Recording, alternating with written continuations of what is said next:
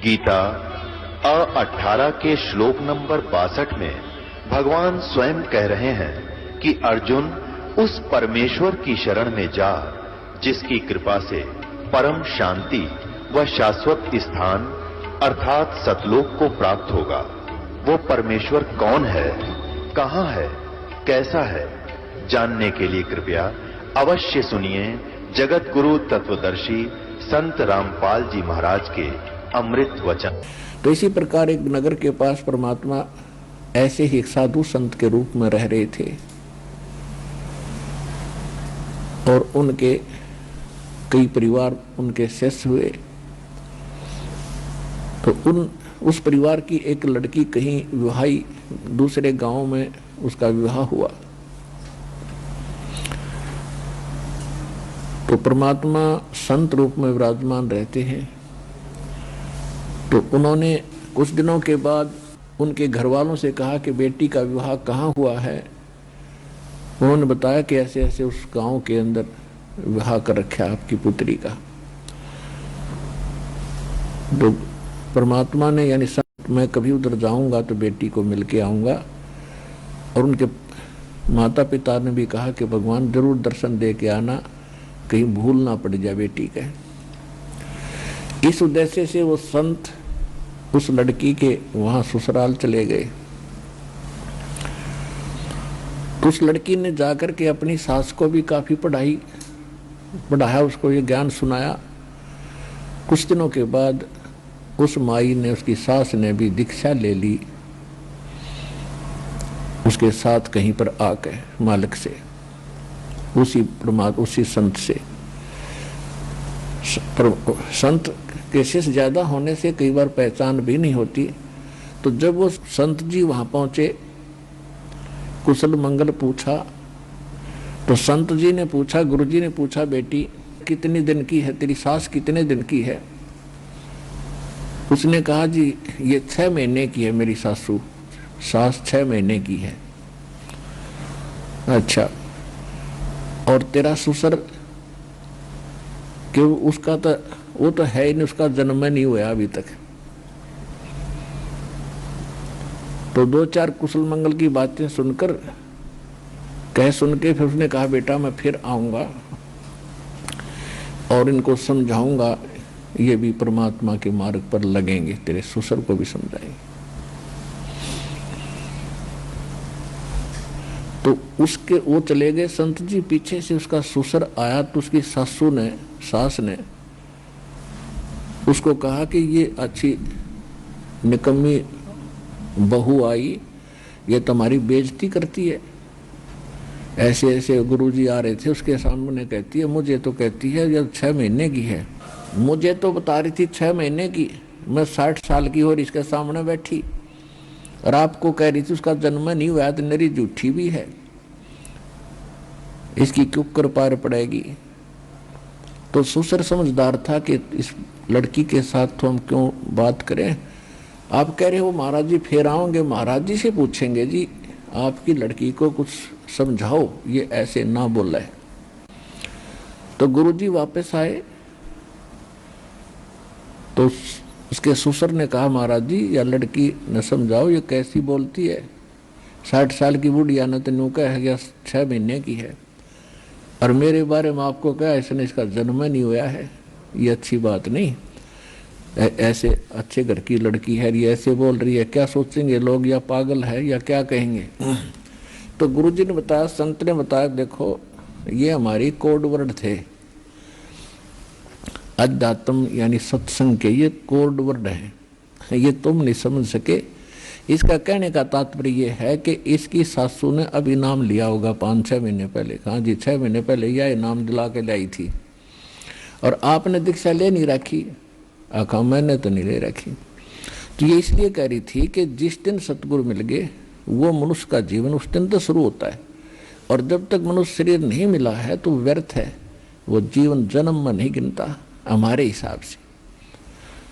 तो कहने का भाव ये है पुण्यात्माओं, जा दिन सतगुरु भेटिया 100 दिन लेख जान, और बाकी समय व्यर्थ गया बिना गुरु के नाम।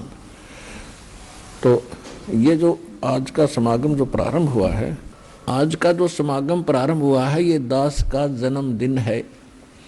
उससे पहले सन 1988 उससे पहले दास के 37 वर्ष पशु जैसे जीवन जीने में व्यर्थ हो गए थे। और उसके बाद जब ज्ञान हुआ, परमात्मा मिले, नाम मिला, तो ये वो शुभ दिन है। ये आने वाला जो अमावस्या है, 1 यानी 2 मार्च की, जिस दिन परमात्मा का भोग पड़ेगा, तो ये समागम उस उपलक्ष्य में हो रहा है। तो पीछे लग गया जाऊं था मैं लोक वेद के साथ, रस्ते में सतगुरु मिल गए, दीपक दे दिया हाथ। लोक वेद किसे कहते हैं? लोक वेद होता है दंत कथा, सुना सुनाया ज्ञान, अक्षेत्रीय, जो उस क्षेत्र में प्रसिद्ध हो, उसको कहते हैं अक्षेत्रीय ज्ञान लोक वेद, जो सत्य से दूर हो। तो उस लोक वेद के आधार से हमने श्री राम, श्री कृष्ण और हनुमान जी और दुर्गा जी और जितने भी देवी देवता हम सुना करते, जिनके नाम याद थे, उन सबको ही पूजा करते थे। और श्री ब्रह्मा, श्री विष्णु, श्री शिव जी के विषय में हम सुना करते थे कि अजरो अमर हैं, ये सर्व संकट मोचन हार हैं, सर्व सुखदाई हैं, इन अजन्मा हैं, इनके जन्म मृत्यु नहीं होती। तो ये लोक वेद था या झूठ थी, अज्ञान था।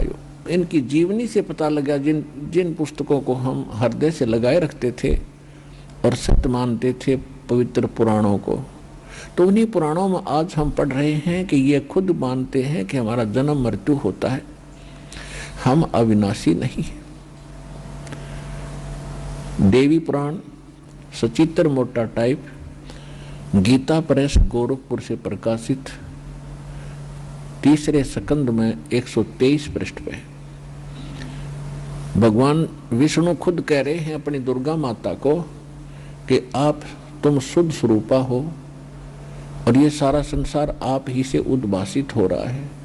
मैं, ब्रह्मा और शंकर, हम आपकी कृपा से ही विद्यमान हैं। हमारा तो जन्म और मृत्यु होता है, आविर्भाव माने जन्म और तिरोभाव माने मृत्यु होता है, हम नित्य नहीं है। तो इसे सिद्ध हो गया कि इनकी जन्म मृत्यु होती है, ये नाशवान है। और हम सुनते थे इनको कि ये अविनाशी है, अजरो अमर हैं, सर्वेश्वर हैं। तो ये था लोकवेद।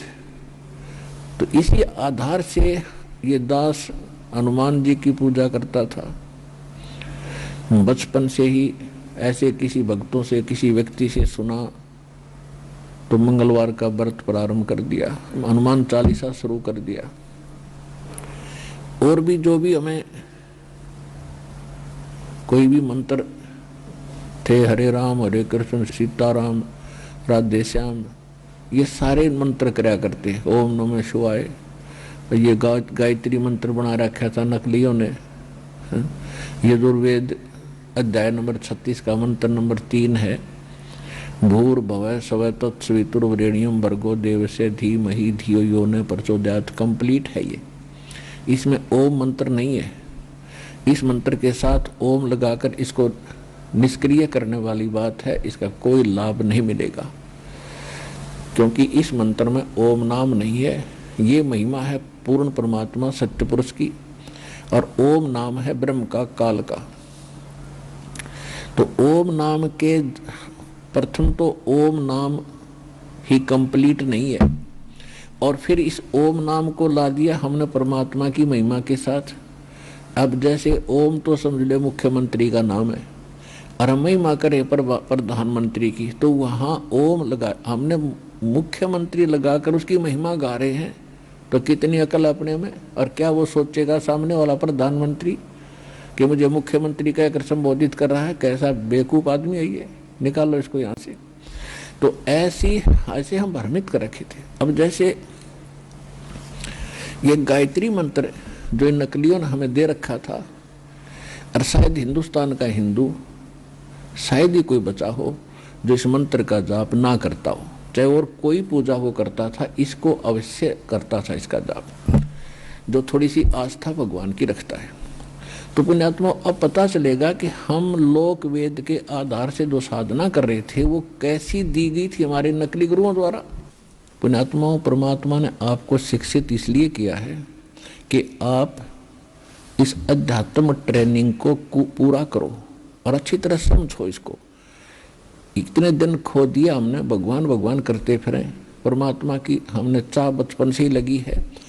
कोई दुख होता तो भगवान के आगे रोते हैं, और जब हमें अब मौका मिला है तो इसको चूकना नहीं, तन मन धन से इसको सफल करने की चेष्टा करो। परमात्मा आपकी मदद करेगा, हरदम साथ रहेगा। जब मर्यादम रहोगे आपके घर में भी सुख होगा, आपका परिवार भी सुखी होगा, आपको मोक्ष भी गारंटीड मिलेगा, गारंटीड। लिख लेना किताब।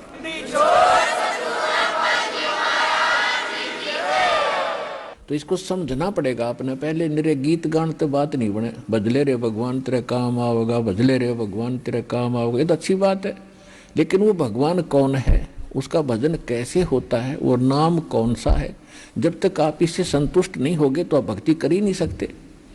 तो सबसे पहले आपको ज्ञान सुनना पड़ेगा। गीता अध्याय नंबर 4 के श्लोक नंबर 33 में यही कहा है कि इस द्रव्य में यज्ञ से ज्ञान यज्ञ श्रेष्ठ है। अर्जुन, द्रव्य में यज्ञ होती है, जैसे कहीं भंडारे कर दिए, कोई सत्संग करा दिया, कि धर्म यज्ञ कर दी, काम्बल बांट दिए, पशुओं को पक्षियों को चारा आहार डाल दिया, कि धर्मशाला प्याऊ बनवा दी, ये तो है द्रव्य यज्ञ।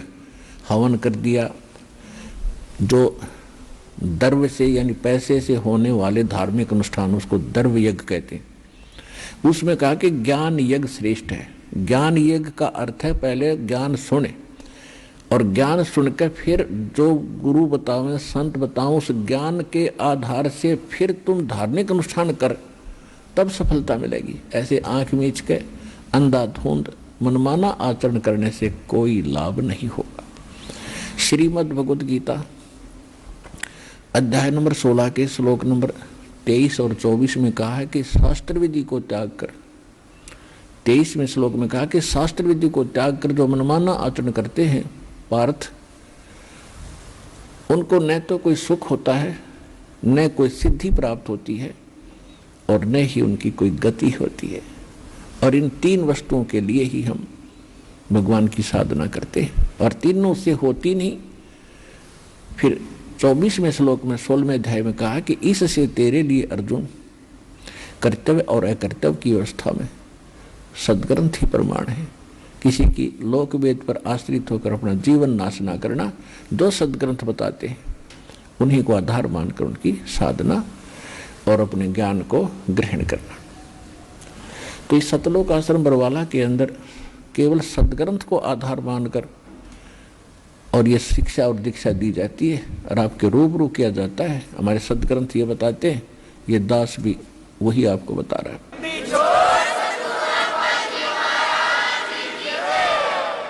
हमारे सद्ग्रंथों में साधना के ये मंत्र हैं, और इन मंत्रों को जिन जिन महापुरुषों ने जाप किया उनका प्रमाण बताता है कि इनका मोक्ष आप भी मानते हो कि इनका मोक्ष हुआ, तो उनका मोक्ष इस साधना से हुआ जो दास बताता है। तो आपके पास से वो उपलब्ध कराई जा रही है। तो प्रसंग चल रहा है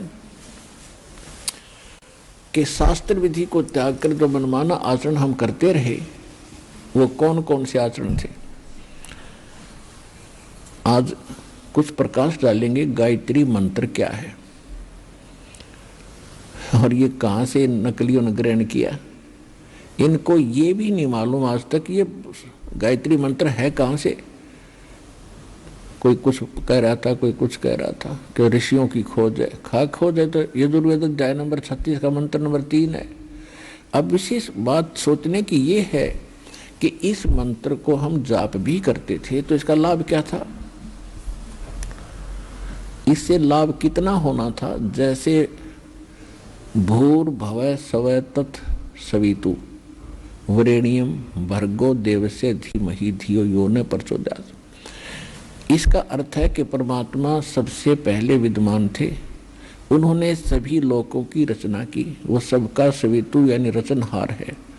उस परमात्मा की सच्चे दिल से और सच्ची श्रद्धा से और एक मत होकर आश्रित होकर उसकी भक्ति करनी चाहिए। अब ये है इसका अर्थ। इस गायत्री मंत्र को कहा करते थे आप, इसके साथ ओम नहीं लगाना चाहिए। ओम तो बिल्कुल ला के खराब कर दिया इसको। अब कोई न्यू कहे कि ऋषियों ने और इसमें बढ़िया खोज कर दी, तो ऋषि इस भगवान से बड़े नहीं हो सकते। अब जैसे किसी मोटरसाइकिल कंपनी ने उसका पिस्टन बना कर दे रखा है और उसमें कोई अपनी चतुरता करता है, उसका एक नट वेल्ड और कर देता है कि अब ये बढ़िया हो गया। उसने तो बैठा दिया बढ़िया, तो पहले बना के कंपनी ने रख रखा था स्पेयर पार्ट में। तो कहने का भाव ये है कि ये जो वेद हैं हमारे, ये ISI मार्ग के स्पेयर पार्ट्स हैं, और इनको जो जानने वाला इंजीनियर है वही उठा कर इसकी राम नाम की गाड़ी बना देता है। इन नकलियों ने कोई पता ही नहीं था कौन सा मंत्र वेद बताते हैं, कौन सा मंत्र गीता बताती है। गीता जी में केवल एक ओम मंत्र है। ब्रह्म कहता है मेरा जाप ओम मंत्र है।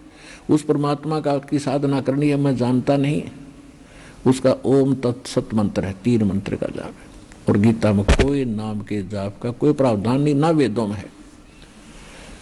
तो ये नकली कहाँ से लाई हो अन्य मंत्र अटपट करके सहस्रनामा विष्णु का बना लिया है। ओम भगवते वासुदेव, ओम नमो भगवते वासुदेव, ओम नमः शिवाय, ये मंत्र नहीं है, ये मनमाना आचरण है।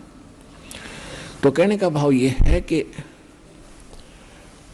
इस जैसे ये गायत्री मंत्र है, इसका अर्थ ये दास ने बताया है, ये बनता है।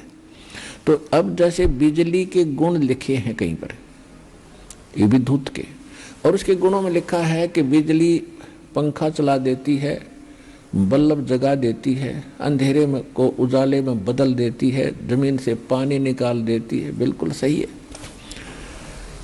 और कोई इस सेंटेंस को पढ़ता रहे, 1000 लाख बार पढ़ ले, क्या यूज है उसका? उस जो गुण बिजली के लिखे हैं वो प्राप्त कैसे होंगे, ये मेथड, ये तरीका खोजना था। उसका तरीका इससे हटकर है। किसी व्यक्ति से पूछे भाई कनेक्शन कैसे मिलता है, वो कौन कौन से पेपर तैयार करने पड़ते हैं, वो सारे तैयार करे। जो भी उनकी फॉर्मेलिटी है बिजली प्रदान करने वाले महकमे की, वहाँ जावे और उनके बताए अनुसार सारे फार्म भरे, विटनेस दिवावे और फिर वो कनेक्शन देंगे। तो जो गुण आप सुना करते, गाया करते, बोलिया करते, आप भी रोज रटा करते, वो गुण तब मिलेंगे जब आप कनेक्शन ले लोगे। फिर वो गुण गाइयो चाहे ना गाइयो, फिर तो रोज उनका आनंद लीजियो। तो इस गायत्री मंत्र में ये गुण है उस भगवान के। परमात्मा सर्वप्रथम विद्यमान थे, उन्होंने सारी सृष्टि रची है, वही सबके हितैषी हैं, वरेण्यम है, और सबके वो दाता हैं। उसकी भक्ति करनी चाहिए अपनी सच्चे दिल से, सच्ची बुद्धि से, और कुछ बुद्धि का प्रयोग करो, परमात्मा को जानो। इस तरह का उसका अनुवाद है। तो उसको हम रोज पढ़ते रहें। भगवान सर्वप्रथम थे, परमात्मा ने सब रचना रची, उसकी भक्ति करनी चाहिए, सच्चे दिल से करनी चाहिए, करते रहो। तो उस गायत्री मंत्र के 1 लाख जाप करने, करोड़ जाप करने से कोई लाभ नहीं होगा जब तक वो गुण जो भगवान के अंदर हैं उनको प्राप्त कराने वाला कनेक्शन यानी सतगुरु नहीं मिलेगा।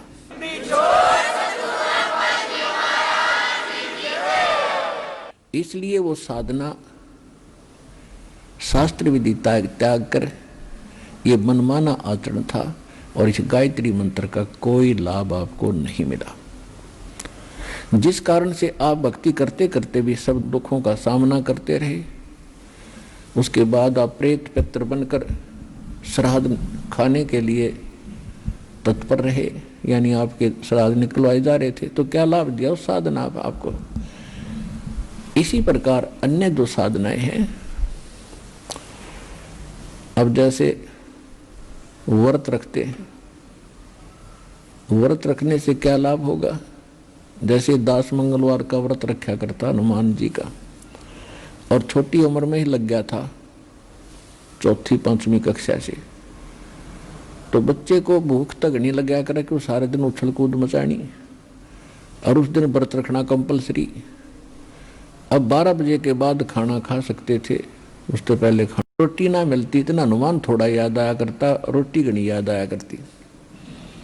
अन्य सोचा करते कब 12 बजे रोटी खावें, पेट पकड़ कर बैठ जाते। तो कहने का भाव ये है कि starvation could not lead to salvation, भूखा मरने से भगवान नहीं मिल सकता। और फिर ये प्रावधान कहा ऐसे व्रत रखने का। सूक्ष्म वेद में लिखा है कि प्रथम अंदर संयम राखे, योग युगत सब सतगुरु भाखे। सबसे पहले खाने और पीने में संयम करे, कति इतना कम भी नहीं खावे जिस तरह सारे दिन रोटी याद आवे या आंत कट्ठी हो जाए, अस्वस्थ हो जाए इंसान। और इतना ज्यादा भी नहीं खावे, खा ले दड़ी पक्का, हर फिर अंगड़ाई टूटे जमाई आवे, भक्ति करी जाना।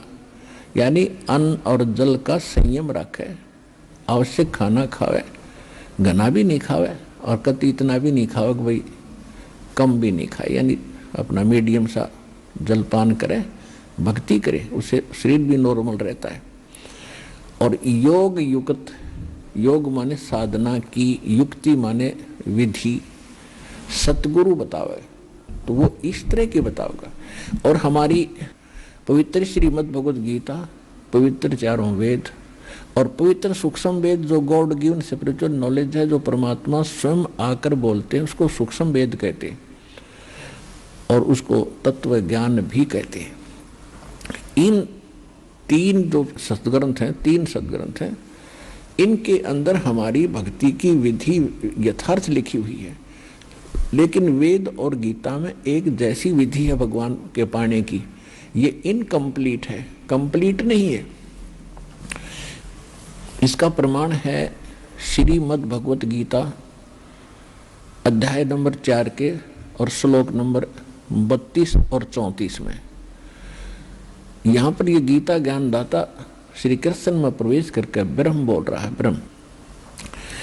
और ये कह रहा है कि अर्जुन, जो मैंने अभी तुझे अन्य साधकों की साधनाएं बताई हैं, श्लोक नंबर 25 से लेकर 30 तक,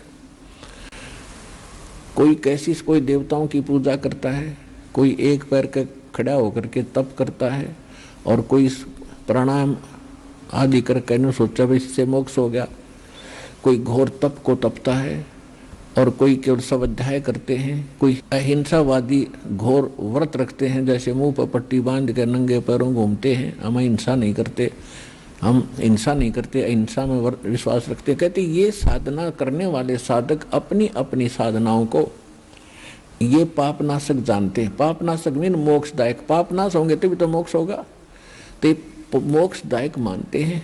लेकिन चौथे अध्याय के फिर 32वें श्लोक में कहा है कि उस सच्चिदानंद घन ब्रह्म ने जो ज्ञान बोला होता है, पर सच्चिदानंद घन ब्रह्म की वाणी कहलाती है। उस वाणी के अंदर यज्ञों यानी धार्मिक अनुष्ठानों की, साधनाओं की जानकारी विस्तार के साथ कही गई है। और उसमें लिखा है कि वो कर्म करते करते की जाती है, और उसके करने से फिर आप पूर्व सभी पापों से मुक्त हो जाओगे।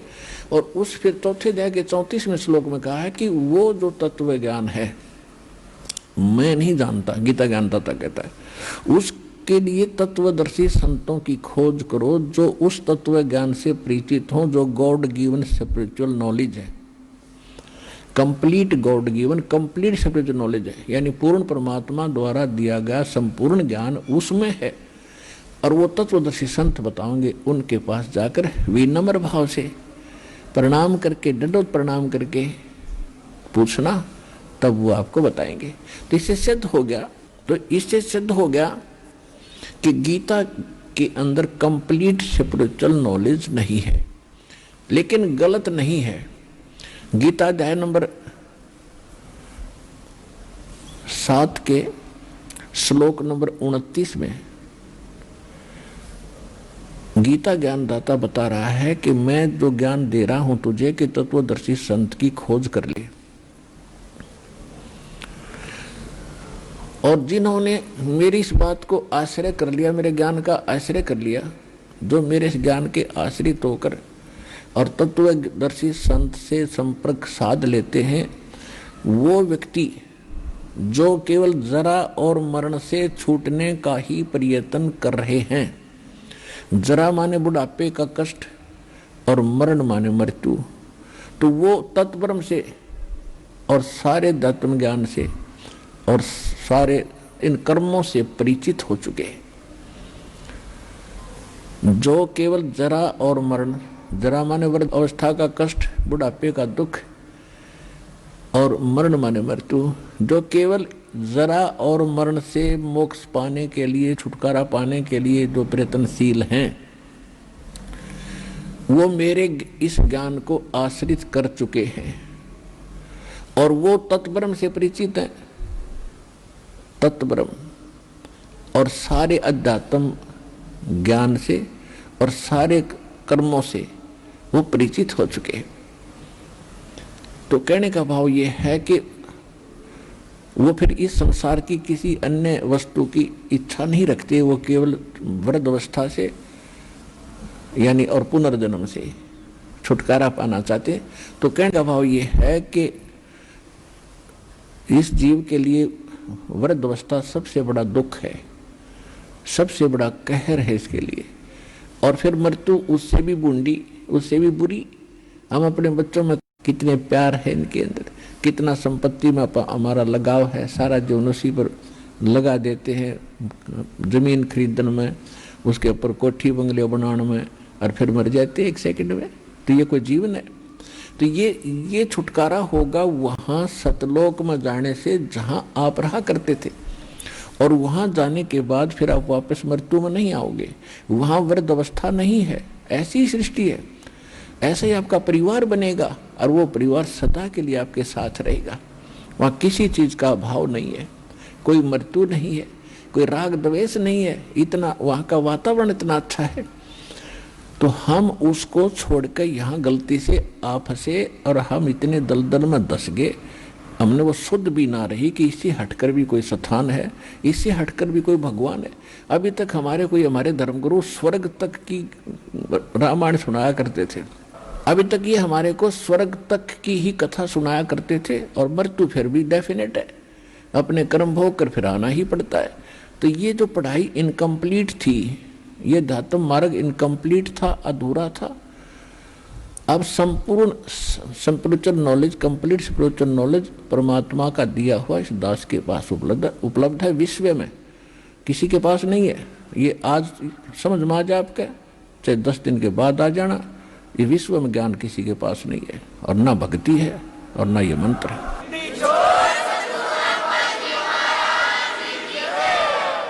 तो कहने का तात्पर्य ये है कि ये कह रहा है कि वो जो इस बात से परिचित हो चुके हैं और उन्हें तत्वदर्शी संतों से मिलन उनका हो चुका है, वो ही व्यक्ति, वही साधक केवल उस स्थान को पाने की चेष्टा करते हैं जहाँ जरा और मरण नहीं है, जहाँ वृद्ध अवस्था और मृत्यु नहीं है।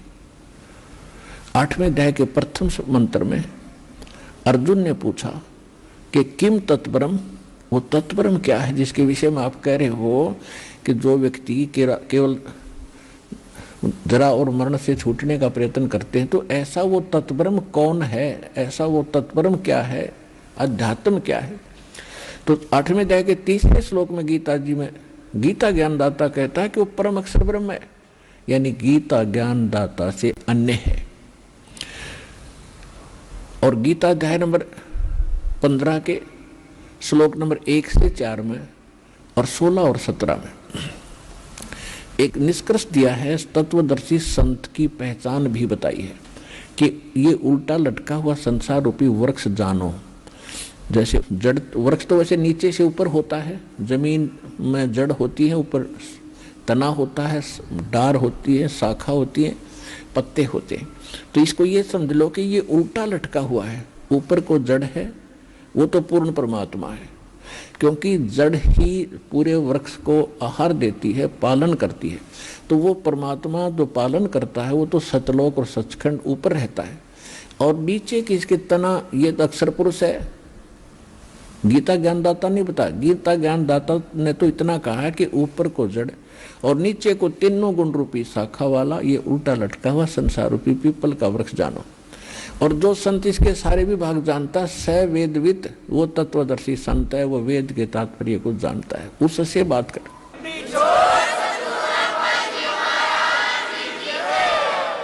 तो जैसे परमात्मा की लीला में लिखा है कि वो स्वयं आकर के यथार्थ ज्ञान अपनी अच्छी आत्माओं को देते हैं, सतलोक से चलकर आते हैं, तो 600 वर्ष पहले परमात्मा ने वो भूमिका की थी। इस तत्व ज्ञान को 600 वर्ष पहले बोला था, जिसे सच्चिदानंद घनब्रह्म की वाणी चौथे अध्याय के 32वें श्लोक में गीता जी में कहा है। तो उसमें क्या लिखा है कि अक्षर पुरुष एक पेड़ है और सरपुरुष वा की डार और तीनों देवा शाखा है ये पात रूप संसार। 600 वर्ष पहले सूक्ष्म वेद के अंदर ये कंप्लीट गीता ज्ञान निष्कर्ष दे रखा था 15वें अध्याय का एक श्लोक में। अक्षर पुरुष एक पेड़ है, सरपुरुष वा की डार और तीनों देवा शाखा है ये पात रूप संसार। अब अक्षर पुरुष कौन है? तो ये बताया है कि जो तत्वदर्शी संत वो होगा, इस वृक्ष संसार रूपी वृक्ष के सब विभाग बता देगा। अब जड़ तो है पूर्ण परमात्मा परम अक्षर ब्रह्म, जिसमें गीता अध्याय नंबर 8 के श्लोक नंबर 3 में गीता ज्ञानदाता जिसके विषय में संकेत करता है वो तो है परम अक्षर ब्रह्म। और गीता अध्याय नंबर 15 के श्लोक नंबर 16 और 17 में 3 पुरुष बताए, एक सरपुरुष एक अक्षर पुरुष। सरपुरुष ये ब्रह्म है जो गीता ज्ञान बोल रहा है श्री कृष्ण में प्रवेश करके, ये केवल 21 ब्रह्मांड का स्वामी है, 21 ब्रह्मांड। और दूसरा अक्षर पुरुष है, वो 7 संख ब्रह्मांड का स्वामी है, मालिक है, प्रभु है, स्वामी है। और इसमें गीता अध्याय नंबर 15 के श्लोक नंबर 16 में लिखा है कि यहाँ 2 पुरुष हैं, सरपुरुष और अक्षर पुरुष, और इनके अंतर्गत जितने प्राणी इनके लोकों में, और ये स्वयं ये सारे के सारे नाशवान हैं, लेकिन जीव आत्मा किसी की नहीं मरती। फिर 15वें अध्याय के 17वें श्लोक में कहा कि उत्तम पुरुष है तू अन्य परमात्मा इति उदाहरते। वो पुरुषोत्तम उत्तम पुरुष श्रेष्ठ भगवान तो इन दोनों से सरपुरुष और अक्षर पुरुष है, कोई और है, और उसको परमात्मा कहा जाता है। और ये लोग तरम अविश्य विवृत्ति जो तीनों लोकों में प्रवेश करके सबका धारण पोषण करता है, वो अवैश्वर है, वो है वास्तव अविनाशी भगवान। तो संसार रूपी वृक्ष की का पोषण मूल से होता है। तो मूल जो है वो परम अक्षर पुरुष है, परम अक्षर ब्रह्म को हो, परम अक्षर पुरुष को हो। अब हम आते हैं गीता अध्याय नंबर 15 के श्लोक नंबर 1 से 4 का निष्कर्ष है कि तत्वदर्शी संत वो होगा जो इसके सभी भागों को भिन्न भिन्न बता देगा।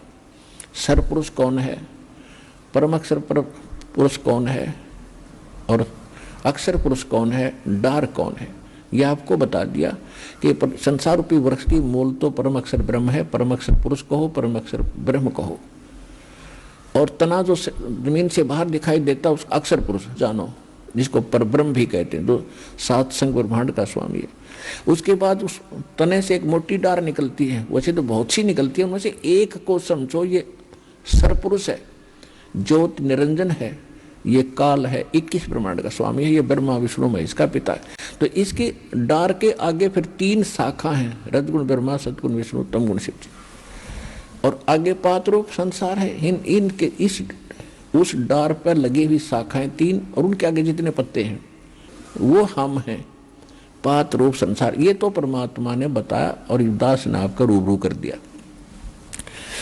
तो ये कंप्लीट जो ज्ञान इनका बताता है वो तत्वदर्शी संत है। तो इस विश्व में आज तक आपने भी खूब अध्यात्म मार्ग की खोज की है, संतों से भी मिले हो, सदग्रंथ भी आपने बहुत पढ़े हैं, आज तक आपको ये ज्ञान बतानिया नहीं मिला होगा। तो इससे भी सिद्ध हो जाना चाहिए आपके हृदय में कि इस विश्व में दूसरा वर्तमान में कोई संत नहीं है।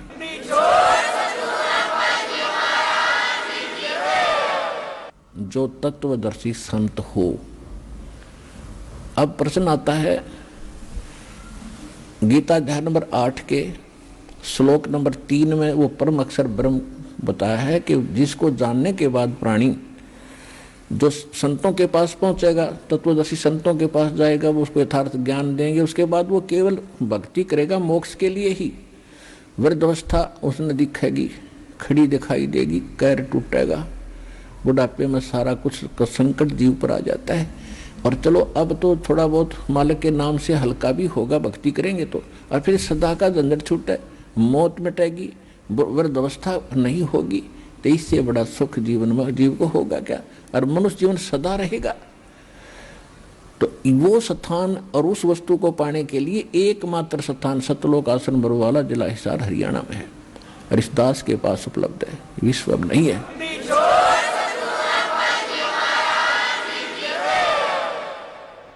अब बार बार इसलिए कहना पड़ता, अब पहली क्लास के बच्चे हो, अपने ज्ञान सुना नहीं था और लोक वेद सुनकर आप पत्थर हुए पड़े हो। प्रथम बार तो समझ में नहीं आता है, रामपाल कह रहा है, अटपट कर रहा है, ब्रह्मा विष्णु में इसको नासवान दिखा बता रहा है, और जब प्रमाण दिखाता है 10 दांता तो उंगली दबाते रह जाते हो आप। और तेरा गजब हो, ज्ञान तो ये था, उन्हें फोड़ दिए भाग हमारे, नालायक नाचते सारे उल्टा उल्टी पढ़ाई पढ़ा दी। तो आज आप जैसे बच्चे को 1 वर्ष तक पहली कक्षा में यही पढ़ाया जाता है, आ का आम, ई की इमली, फिर बोलो। जब जाके 1 वर्ष के बाद उसकी बुद्धि कैच करने लगा है, आ का आम ईसाओ से, फिर वो दूसरी कक्षा में अक्षर जोड़ने लग गए। तो इसलिए बार बार आपको बताया जा रहा है, और इस बात से बुद्धिमान हो, आप भी परिचित हो कि सत्य यही है।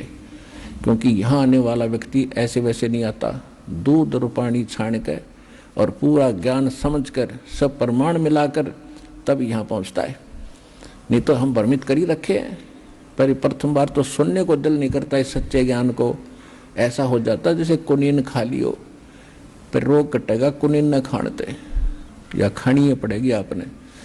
राज्य होकर खा लो, चाहे दुखी होकर खा लो, इसको एक बार खाना शुरू कर दो, फिर कितनी मीठी होगी देखना।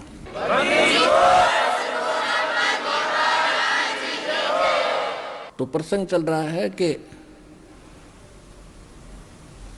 अब गीता ज्ञान दाता, अभी हम लोकवेद सुना करते, उससे हटकर ये है वो ज्ञान जिसको हम सत्संग और सत्साधना और समाधान कह सकते। गीता के अंदर कोई अन्य साधना नहीं है, इवन व्रत को भी मना कर रखा है, व्रत को।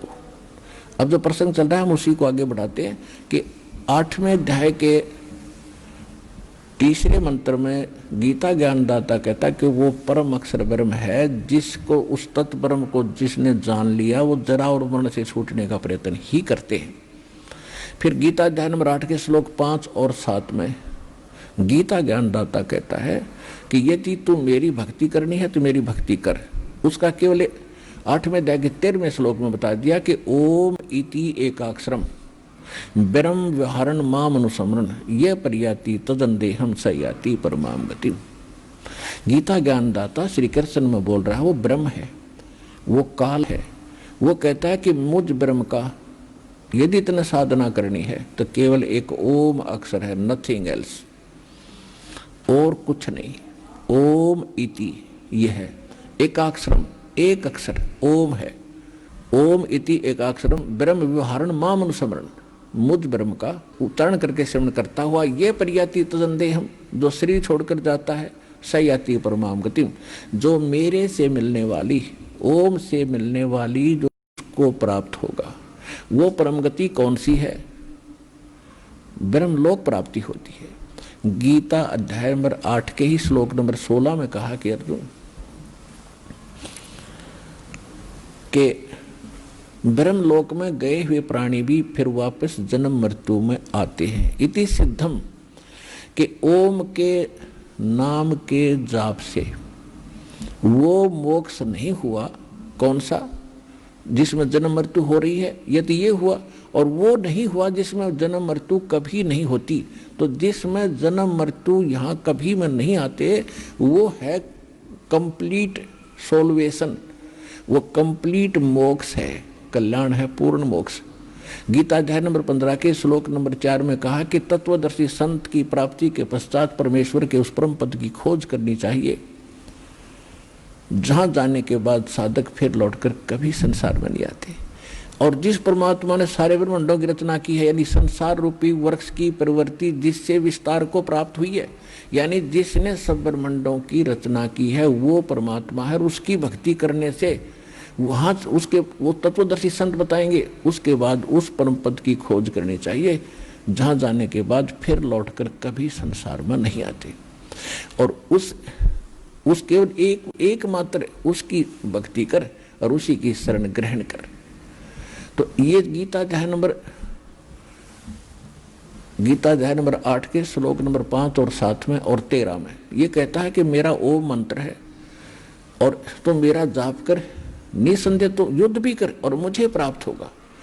अब यहाँ दो बातें चल रही हैं कि एक तो जैसे हम हठ योग करते थे, बताते रहे जैसे 2.5 घंटे सुबह बैठो, 2.5 घंटे शाम बैठो, ये हठ योग है, ये किसी सदग्रंथ में नहीं है। तो साधना पहले तो मंत्र गलत, फिर उसके जाप करने की जो हठ योग वो विधि गलत। तो ये इस करके ये सब भक्ति करते करते भी अपना जीवन व्यर्थ करते रहे। तो इसमें क्या कहा, तो युद्ध भी कर और ओम नाम का जाप भी कर। ऐसा ही है सूक्ष्म वेद में कहा कि नाम उठत नाम बैठत नाम सोवत जागवे, नाम खाते नाम पीते नाम से ती लागवे। यानी कोई हठ योग नहीं, विशेष समय निर्धारित करने की आवश्यकता नहीं। इसमें तो इतना समय आपको मिलेगा नहीं, आप तो चलते फिरते कोई काम में जब भी कार्य से फुर्सत मिलने वाले का जाप शुरू कर दे। यानी इस तरफ में लगा रहा टाइम संसारिक काम से फुर्सत मिले और बकवाद सोचने की बजाय अपना मंत्र करे या अपना नित्यनेम कर ले, रमैणी कर ले, आरती का समय निकाल ले। ये है रियल वे ऑफ वर्शिप, और जिसको हमारे शब्द ग्रंथ भी सेकंड कर रहे हैं, प्रमाणित कर रहे हैं, आपके सामने बता रहा था।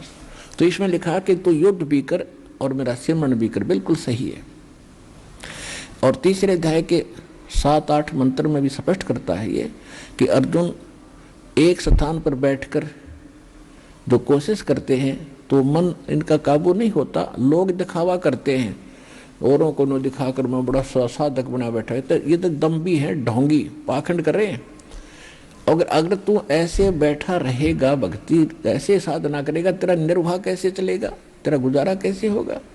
इसलिए कहा तू काम भी कर, कर्म योगी बन, काम करते करते भक्ति करो। और यही 8वें अध्याय के 7 मंत्र में स्पष्ट कहता है कि मेरी भक्ति कर और युद्ध भी कर और मुझे प्राप्त होगा। युद्ध से कठिन काम कोई नहीं होता, और उसमें भगवान याद करना। तो आप तो बहुत सिंपल काम करें फिर भी याद रखो। और यही सूक्ष्म वेद कहता है, और यही वेद बताते हैं। यजुर्वेद के 40वें अध्याय के 15वें श्लोक में कहा है कि वायु अनिलम अथिदम भस्मांतम शरीरम। यानी इस मंत्र का जो जाप है आपने प्राणों से यानी श्वास से करना है, वायु से करना है। और इसको अंतिम जब तेरा शरीर छूटे तब तक, भस्मांतम शरीरम, शरीर का नाश हो तब तक, ओम कर्तु समर किलबे समर कर्तुम समर, ओम नाम का जाप काम करते करते सिमरण करो, विशेष कसक के साथ सिमरण करो और मनुष्य जीवन का मूल कार्य जानकर इस ओम का सिमरण करो। और 40वें अध्याय के 17वें श्लोक में जो अंतिम है, यजुर्वेद का अंतिम अध्याय का अंतिम मंत्र है ये, यानी पूरे लास्ट होता है इसमें यजुर्वेद का। इसमें लिखा है कि वो पूर्ण परमात्मा तो प्रोक्ष है, वो तो गुप्त है, और मैं ब्रह्म हूं, मैं ब्रह्म लोक में रहता हूं, मेरा ओम नाम है। यानी इससे हटकर कोई और परमात्मा है वेद ज्ञान दाता से, जैसे गीता ज्ञान दाता बता रहा है, वेद ज्ञान दाता भी वही है और गीता ज्ञान दाता भी वही है। अब यजुर्वेद के 40वें अध्याय के 10वें मंत्र में कहा कि कोई तो परमात्मा को संभुवात कहता, संभुवात माने जन्म लेने वाला, और कोई असंभुवात प्राहु, कोई असंभुवात कहता है कि वो जन्म लेता ही नहीं, जैसे अजन्मा है। और संभुवात मानते हैं ये जैसे रामकृष्ण अवतार रूप में आता है, और कुछ कहते हैं वो जन्म लेता ही नहीं, वो तो निराकार है। तो वो कैसा है वो परमात्मा, साकार है या निराकार है, संभुवात है या असंभुवात है, उसकी जानकारी तत्वदर्शी संत धीराणाम लिखा है उसमें, मूल पाठ में धीराणाम, वो तत्वदर्शी संत उसका अर्थ होता है कि वो तत्वदर्शी संत जो बताते हैं वो सुनो। तो इससे सिद्ध हो गया कि वेद और गीता एक ज्ञान है। वेद पूरे वेदों में ओम नाम है, बस एक नाम है जाप करने का पूरी गीता में। तो इसे हटकर ये संकेत भी करते हैं कोई तत्वदर्शी संत है वो बताएगा, और वो ज्ञान वो बताएगा जो भगवान ने बोला हुआ होता है, वो परमात्मा के मुख कमल से बोला गया है। तो वो तत्व ज्ञान इस दास के पास उपलब्ध है जो भगवान का बोला हुआ है। और फिर उसके साथ साथ वो मंत्र जो परमात्मा ने सूक्ष्म वेद के अंदर कंप्लीट कोर्स दे रखा है, वो ही दास आपको बता रहा है।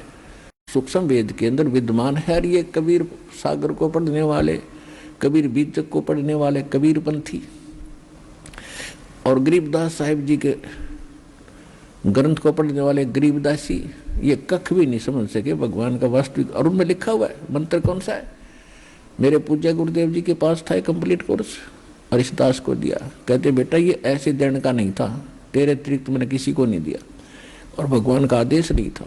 ये आज्ञा मालिक का जैसा आदेश होगा तो फिर करिए उस काम में। तो इस कारण से ये कंप्लीट तो साधना है, ये इस समय में ही बतानी थी। परमात्मा ने कहा कि धर्मदास मेरी लाख तो भाई, अरे ये मूल ज्ञान की तो बाहर ना चाहिए। मूल ज्ञान बाहर जो पढ़ी, ये बिचली पीढ़ी हंस नहीं तरही। मूल ज्ञान को तब तक छुपाई जब तक ये द्वादश पंथ मिट जाए।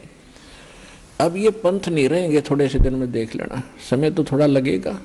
अब जो भोली आत्मा उन नकलियों के पास बैठे हैं, वो आपके भाई हैं, बहन हैं। कई तो भक्त कह रहा है कि मैं अकेला निकल के आया हूँ, पूरा परिवार रिश्तेदारियों तक राधा स्वामी धन धन सतगुरु वालों के पास है, कहे तभी ना मानते, उल्टे लड़ाई करते। तो एक दिन ऐसा आएगा उनको भी एहसास होगा अपनी उस गलत साधना का, तो वो भी आएंगे। तो ये सभी पंथ अब अंतिम सांस गिन रहे हैं, यानी ज्ञान में संख्या से कितनी हो, जैसे कोई भारा बड़ा वृक्ष हो और उसकी वो जड़ों से भी उसकी मिट्टी निकाल दी जा तो काफी दिन तक फिर भी वो हरा भरा दिखाई देता, लेकिन उसका अंत निकट ही है, ज्यादा समय नहीं। तो इन सब की जड़ दिखा दी दास ने, इन सभी पंथों की। अब ये सूखना शुरू हो जाएंगे थोड़े दिन में।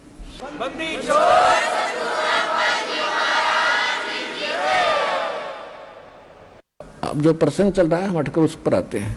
अब जो प्रसंग चल रहा है हम उसी पर आते हैं। तो कहने का भाव ये है कि ये जो ज्ञान दिया जा रहा है कि परमात्मा की भक्ति काम करते करते, श्रवण करते करते करो।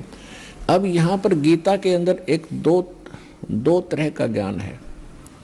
जैसे छठे अध्याय के 10 से लेकर 15 तक इसने जो ज्ञान दिया है, उसमें ये कहा गीता ज्ञानदाता ने कि एक आसन बिछाओ, कुछ यानी नीचे घास फूस बिछाओ, उसके ऊपर मृगशाला बिछाओ, उसके ऊपर फिर एकाग्र बैठो, एकाग्र चित्त करके और नाक पर ध्यान लगाओ।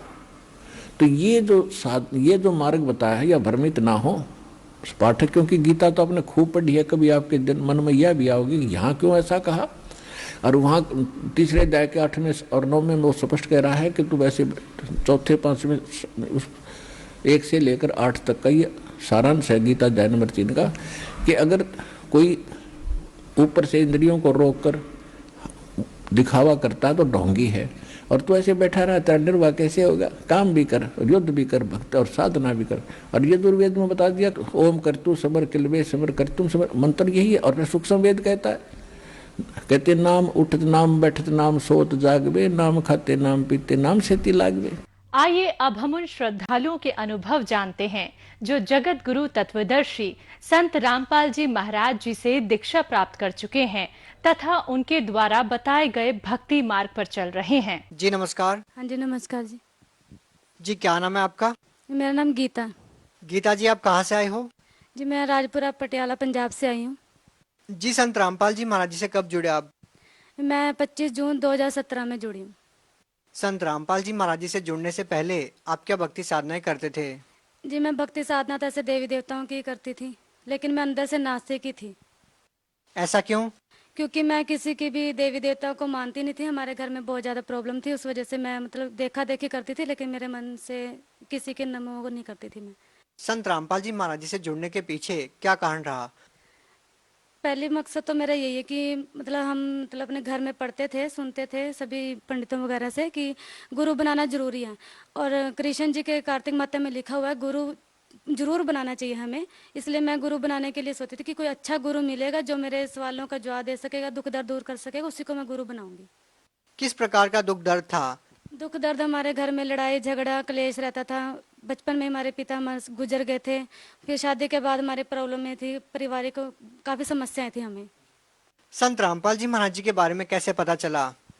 जी मेरी बहन थी, उन्होंने नाम दीक्षा ली थी, 15 साल की उम्र में। 15 साल की उम्र में संत रामपाल जी महाराज जी से 2017 में। उन्होंने भी नाम दीक्षा ली थी। 2-3 महीने के बाद हमारे घर आई थी और वो बोलने लगी थी कि जिस देवी देवताओं की तुम साधना करते हो ये सही नहीं है, और तू हमेशा सोच, मेरे को बोलती थी कि तू सोचती रहती है ना कि अच्छा और पूरा गुरु बनाना है। तो मेरे हिसाब से इस तेरे सारी बातों का जवाब है जो हम तेरे को देना चाहते हैं। तो इन देवी देवताओं के नाम भी ये नहीं है। जिस प्रकार से आपकी बहन ने बताया आपको संत रामपाल जी महाराज जी के बारे में, उसके बाद आपने संत रामपाल जी महाराज जी से नाम दीक्षा ली। 2017 में आप जुड़े हो, 2014 से संत रामपाल जी महाराज जी जेल में हैं। तो ऐसा क्यों क्यों आपने जेल में बंद संत रामपाल जी महाराज जी से नाम दीक्षा ली? भाई साहब ऐसा है, पहली बात तो मुझे पता ही नहीं था कि संत रामपाल जी महाराज जी जेल में है, जो कि ये सच है। दूसरी बात है, जब मेरी बहन मेरे को बताने के लिए आई भी है कि नाम दीक्षा लेनी है या कुछ, तो मैंने उसको ये बोला था मेरा दिल करेगा तो अच्छा गुरु मेरे को कोई दिखा या मेरे को लगा मेरे दिल में जच गया तो मैं उसी किसी को गुरु को बनाऊंगी, वरना नहीं, पहले मेरी कोई मुसीबतें हल करे। तो वो मेरे को बोलने लगी थी कि जिस शिव जी को या किसी को देखा देखे तू मानती है तो इसको मानना नहीं है, तो एक बार सिर्फ ज्ञान गंगा पुस्तक मेरी पढ़ के देख। तो मैंने उस टाइम सुन जरूर लिया था, लेकिन मैंने उसको माना नहीं था।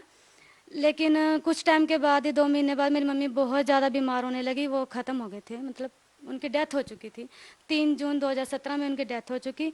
और मैंने उनको बोला कि मेरे को नहीं किसी को गुरु बनाना, अब तो मेरा बिल्कुल ही ख़त्म हो चुका है, अब तो मैं बिल्कुल ही परमात्मा पे विश्वास उठ चुका है। तो कुछ टाइम बाद भाई साहब क्या हुआ, मेरे मम्मी जैसे ही गुजरी है, साथ के साथ मेरे को मम्मी का प्रभाव पड़ने लग गया। मतलब मैं बहुत ज़्यादा ही तंग होने लगी थी।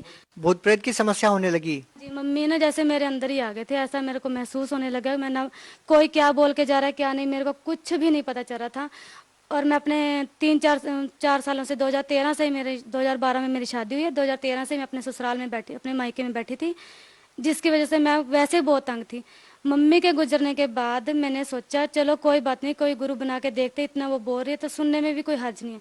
लेकिन मैंने संत रामपाल जी महाराज जी का ना कोई सत्संग सुना था, ना मुझे ये पता था ये जेल में है, ना ही मैंने कभी इनका नामदान सुना था।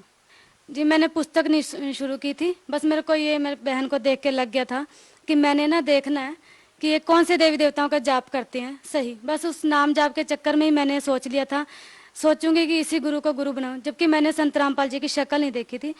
तो 24 जून 2017 में शनिवार के दिन सुबह 4 बजे मेरे परमात्मा घर पे संत रामपाल जी महाराज जी आए हैं और बोल रहे हैं कि आप जानना चाहते हो कि आपकी जो बहन है वो कौन सा नामदान जाप कर रही है। मैंने उनको बोला हाँ जी मेरे को जानना है जी, ये कौन है। तो वो बोल रहे हैं कल मैं तेरे को बताने आऊँगा कि कौन सा नाम जाप करे तुम्हारी बहन, और तुम्हें प्रथम मंत्र की दीक्षा देकर जाऊँगा। इतना मैंने अपनी बहन को सुबह बोला कि तेरे जो गुरुजी हैं मैं नहीं जानती कौन है, मैंने शक्ल भी नहीं देखी है, लेकिन ऐसे लगा था वो बोल रहे तो मैं तेरी बहन का गुरु हूँ और मैं बताने आया हूँ कि तेरे को नाम दीक्षा देने के लिए। तो संत रामपाल जी महाराज जी मेरे सपने में फिर आए, उन्होंने बोला कि आज आपको मैं नाम दीक्षा दे रहा हूँ, आपने सुबह जहाँ पे आपकी बहन सत्संग में जाएगी आपने सत्संग में जाना खन्ना में, और आप वहाँ जाके नाम दीक्षा ले सकते हो। तो भाई साहब अगले दिन मैंने अपनी बहन को सुबह सुबह बोला कि तूने सत्संग में जाना, मुझे सत्संग में जाना है, मुझे भी वहाँ से नाम दीक्षा लेकर आनी है। तो मैं उनके साथ गई हूँ। वहाँ जाने के बाद मुझे पता चलता है कि यहाँ 5 साल से सत्संग हो रहा है कि और लेकिन यहाँ पे नाम दीक्षा नहीं मिलती है खन्ना में। मैंने उनको बोला फिर तो तेरा गुरु ऐसे ही है कि फिर क्या फ़ायदा मेरे को, अगर गुरु जी दिख के गए हैं तेरे बोल रहे हैं कि मैं संत रामपाल जी हूँ और मैं तुम्हें नाम दीक्षा दूंगा, जबकि मैं वहाँ जाती हूँ वो कहते हैं 5 साल से खन्ना में सत्संग हो रहा है लेकिन नाम दीक्षा कभी नहीं हुई है। तो ये संत रामपाल जी महाराज हमारे परमात्मा ने इतना चमत्कार किया कि आधे घंटे के बाद जब सत्संग समाप्त होता है तो हमारे यहाँ पे कोऑर्डिनेटर हैं दीपक दास भगत जी, तो उन्होंने अनाउंसमेंट की है कि संत रामपाल जी महाराज जी का आदेश आया है कि जो कोई नया भक्त जुड़ना चाहता है, प्रथम दीक्षा लेना चाहता है, यानी कि जुड़ना चाहता है उनके साथ, आज यहाँ पे दीक्षा का प्रबंध किया गया। इतना सोचते मेरे को हुआ कि शायद सच्ची होगा कुछ ना कुछ, बस ऐसा मन टिक गया था मेरा, तो मैंने वहाँ से नाम दीक्षा ली। बहन जी, आपने संत रामपाल जी महाराज जी से नाम दीक्षा ली, आपने ना तो उनका ज्ञान सुना और आपको ये भी नहीं पता था कि संत रामपाल जी महाराज जी जेल में हैं, और नाम दीक्षा लेने के बाद आपको पता लगता है कि जिस संत से आपने नाम दीक्षा ली है वो जेल में है, तब आपको कैसा लगा? भाई साहब ऐसा है, जब तक मुझे पता, जब मैंने नाम दीक्षा ले ली थी और मुझे पता चला संत रामपाल जी जेल में, तब तक मैंने इसको गौर ही नहीं किया, क्योंकि जो मेरे शारीरिक लाभ थे मुझे वो होते जा रहे थे। और मेरे जो हस्बैंड, जो मैंने अपने हस्बैंड के ऊपर आपको बताना चाहूँगी, मैंने अपने हस्बैंड के ऊपर कोर्ट केस किया हुआ था तलाक का, डिवोर्स का, जिसकी वजह से हो जाए, लेकिन उन्होंने कोर्ट में जाके माफी मांगी है, सारा पैसा भी खुद भरा है और वहाँ पे लेने आए कि मैं तेरे को घर बसाना चाहता हूँ, मैंने तेरे साथ घर बसाना है दोबारा से। संत रामपाल जी महाराज जी से नाम दीक्षा लेने के बाद की बात है। संत रामपाल जी महाराज से नाम दीक्षा लेने के बाद ही हुआ ये सब कुछ, जो भी परमात्मा ने चमत्कार किया हमारे संत रामपाल जी महाराज ने, तभी हुए हैं। और ये चमत्कार 20-22 दिन के अंदर ही हो गए थे। क्या आप मानते हैं कि संत रामपाल जी महाराज जी से नाम दीक्षा लेने के बाद आपके जीवन में इतना बड़ा बदलाव हुआ, आपको इतने सारे लाभ मिले? हाँ जी भगत जी, हाँ जी भाई साहब, ये तो मैं बिल्कुल मानती हूँ। और क्या क्या लाभ मिले? लाभ भगत जी, मैंने भाई साहब मैंने 2 बार सुसाइड करने की भी कोशिश की है, क्योंकि मेरे घर में बहुत ज़्यादा ये प्रॉब्लम थी, जिसकी वजह से मैंने 2 बार सुसाइड करने के लिए दवाई खाई थी, पॉइजन खा चुकी थी मैं। लेकिन परमात्मा ने मतलब कहीं ना कहीं मेरी भक्ति जुड़ी होगी, शायद मेरे को बचा के रखा था। बहन जी, आज संत रामपाल जी महाराज जी जेल में हैं और आज भी जो लोग आपकी तरह पीड़ित हैं, इस तरह के दुख दर्द बहुत सारे लोगों को होते हैं, तो क्या वो लोग संत रामपाल जी महाराज जी से नाम दीक्षा लेते हैं तो क्या उनके भी दुख दर्द दूर हो जाएंगे? हाँ जी हाँ, 101%, ये कह सकते हो 100 से भी ज्यादा, जो भी हो सकता है।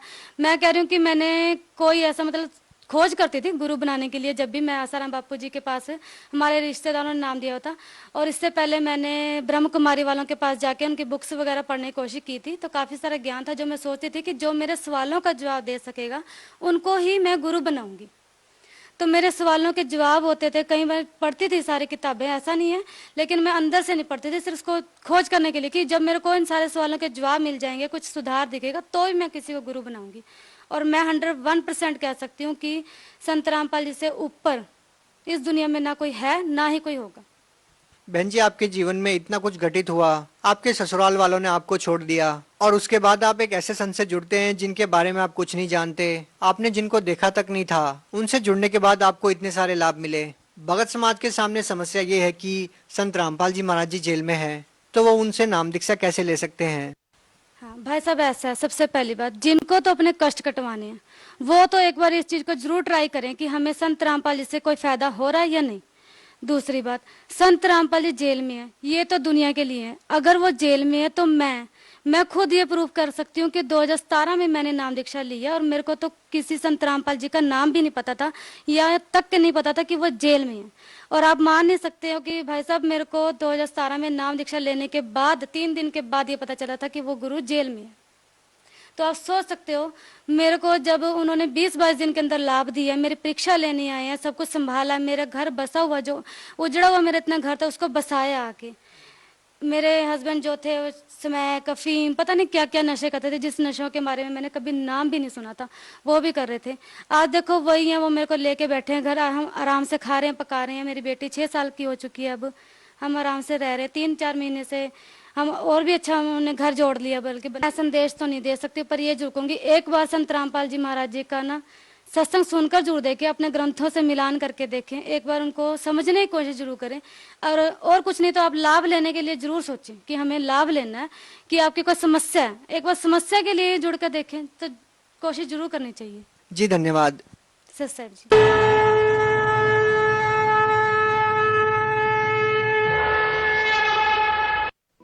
आप सुन रहे थे जगत गुरु तत्वदर्शी संत रामपाल जी महाराज के मंगल प्रवचन।